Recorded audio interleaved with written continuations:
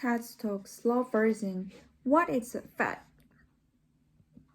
Olive oil is 100% fat. There's nothing else it is. Pancake mix doctors is only about 11% fat. And yet, olive oil is good for you, and pancake mix is not. What is that?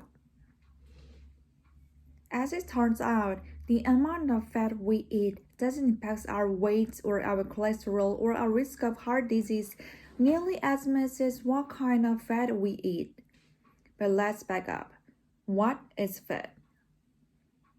If we were zooming on salmon, just a fatty fish, past the organs, past the tissue, into cells, we would see the stuff we call fat is actually made of the molecules called triglycerides, and they are not all alike.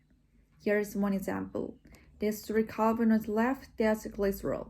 You think of that as the backbone as the halves of the right molecules together. The 3 long chains on the right of called fatty acids, and it's the sudden differences in the structure of these chains that determines whether it's fat it is, let's say, solid or liquid, whether or not it goes around this quickly, and most importantly, how good or how bad it is for you. Let's take a look at some of these differences. One is length. Fatty acids can be short or long. Another more important difference is type of bond between carbon atoms. Some fatty acids have only single bonds. Others have both single and double bonds. Fatty acids with only single bonds are called saturated, and those with one or more double bonds are called unsaturated. And most unsaturated fats are good for you, while saturated fats are bad for you in excess. For saturated fats, the story pretty much ends there, but not for unsaturated fat.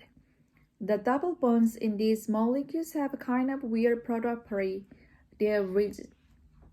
So that means there are 2 ways to arrange every double bond. The first is like this, that both hydrogens are on the same side, but both carbons are on the same side.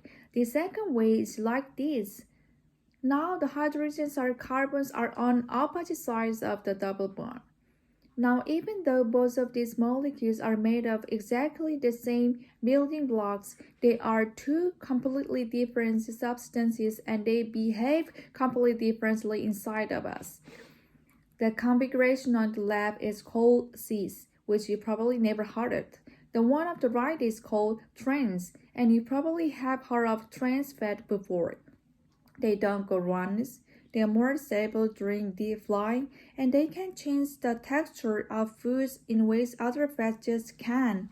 They are also terrible for your health, by far worse than saturated fat, even though technically they are a type of unsaturated fat.